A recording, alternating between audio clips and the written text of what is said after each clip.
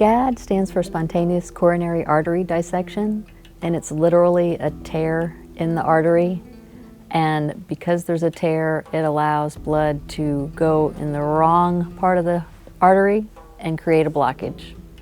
And that's why it's so important to know about. It's not plaque.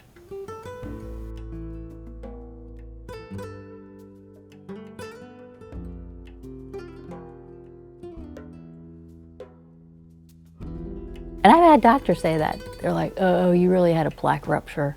There's always the naysayers that, this is just cholesterol, plaque, it's, the implication is that, oh yeah, you're selling this as something that's spontaneous and not novel, but it is. It's something that we really do have to focus on and research and get to the bottom of.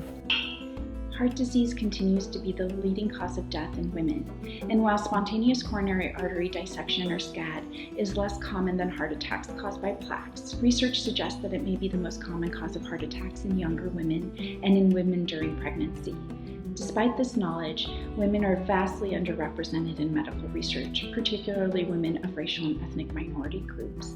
That is why organizations such as the SCAD Alliance are pivotal to furthering women's heart health research. SCAD is an uncommon disorder. It really affects about 1% to 2% of patients who present with heart attacks. But if you were to look at the subset of women who present with heart attack who are under the age of 50, about a third of those cases will be from spontaneous coronary artery dissection. Yep. When I had my SCAD, I was told that I was a one-off, that I would never meet another person that had this, and that I shouldn't worry about it because it was so rare.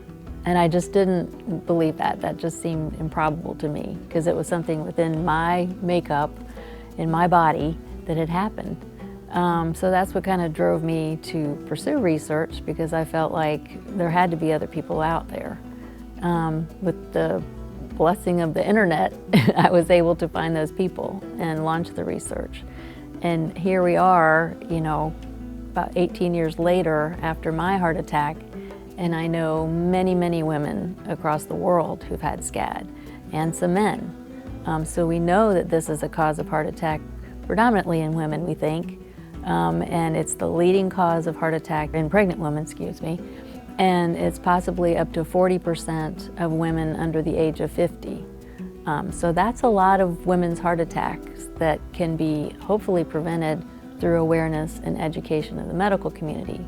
SCAD isn't as rare as people thought, and maybe that's because it was happening mostly to women. Medical research historically has only included men and then applied the findings to women, so who knows? But the fact is, SCAD survivors want answers and want to stop SCAD.